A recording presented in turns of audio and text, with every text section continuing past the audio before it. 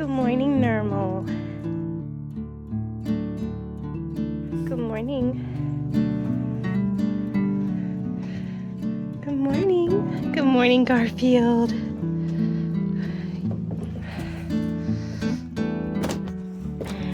Good morning, Earl. Good morning. Somebody's happy. Somebody's happy. Good morning, guys. It's a chilly morning. I got your food, Vinny. Just wait. Good morning, guys. Did you stay warm last night?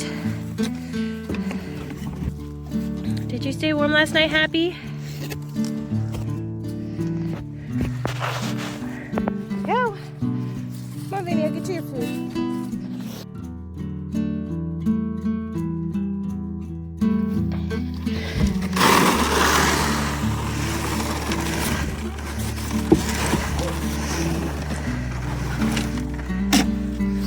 You are so patient. You're so patient. Such a good boy. So good. Hello, Sally. I got your food too.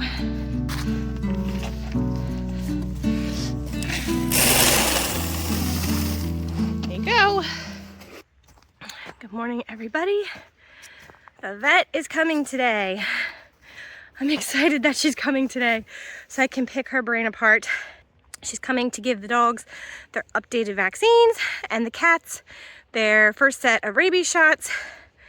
And she's going to be testing our goats, our new goats that we just got.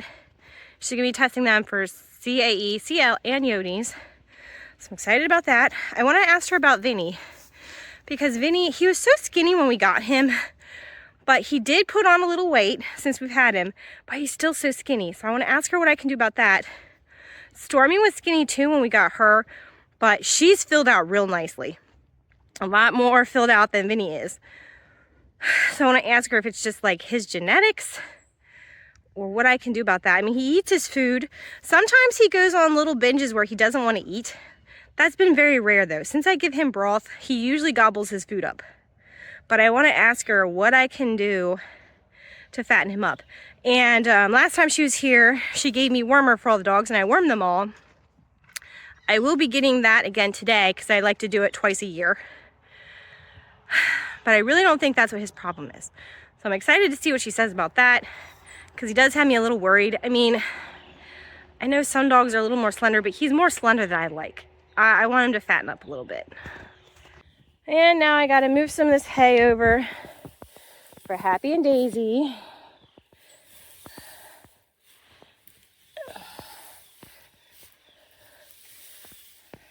Yeah, that's better. That should be enough for Happy and Daisy today, and that should be enough for Sally.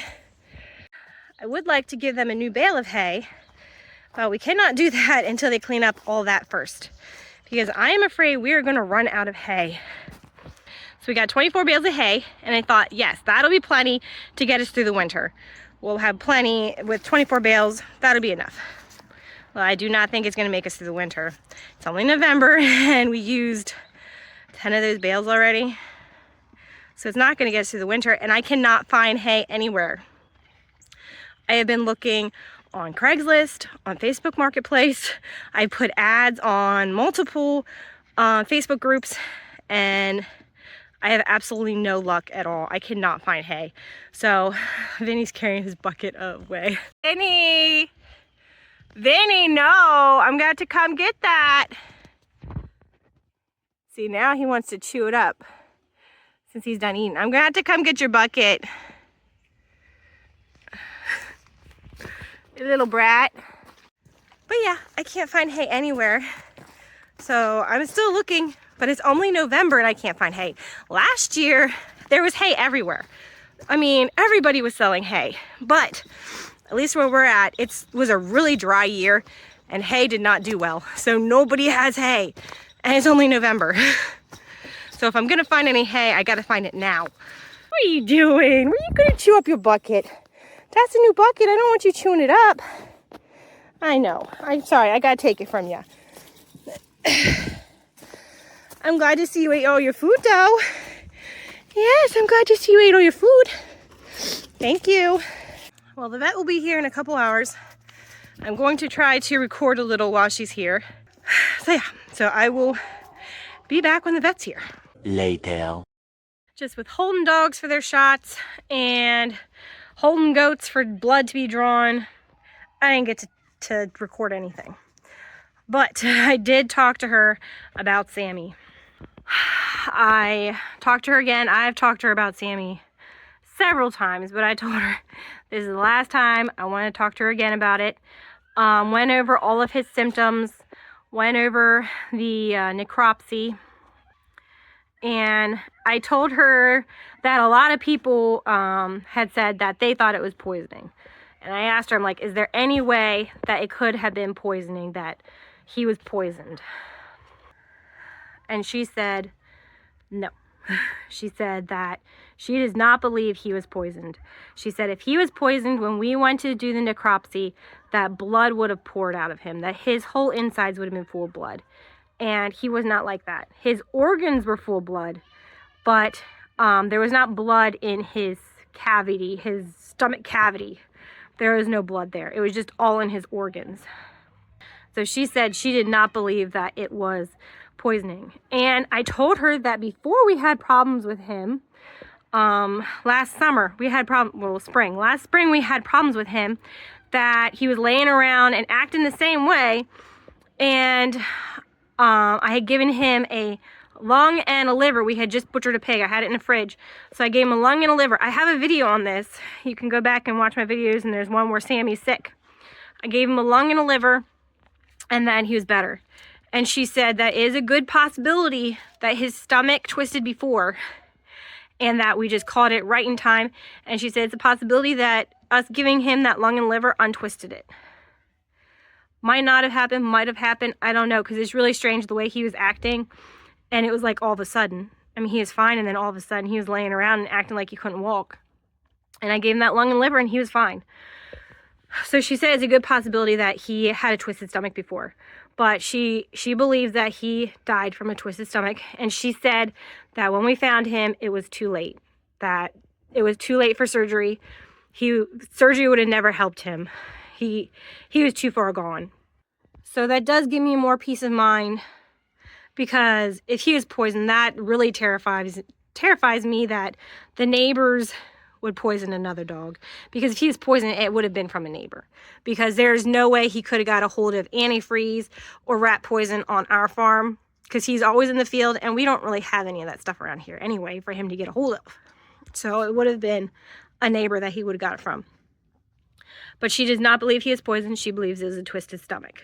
I do still have the blood in the freezer that came out of his nose in a container. I put it in the freezer, and I just don't have the heart to get rid of it, because I don't know, a little piece of me is like, if it happens again to another dog and we find out that they're poisoned, can we get it tested to see if he was poisoned?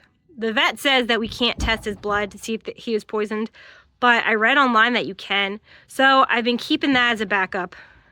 I don't know, someday I'll throw it away, but for now, it just sits in the freezer. It's just really sad that it happened and that we lost him that way, but it does give me a peace of mind knowing that he was not poisoned.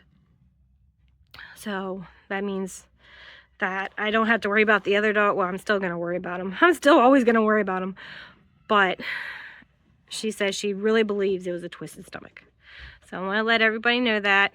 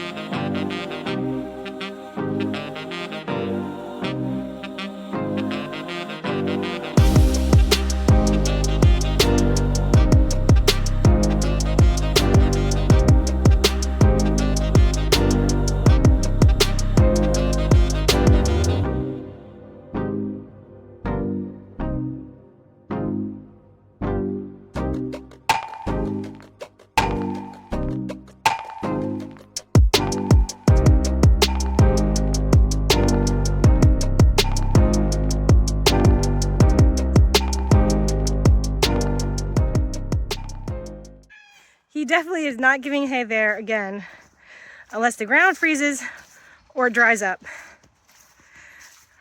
Because if it was any muddier, he would not have gotten out of there. Well, that is all for today, so I will see you later.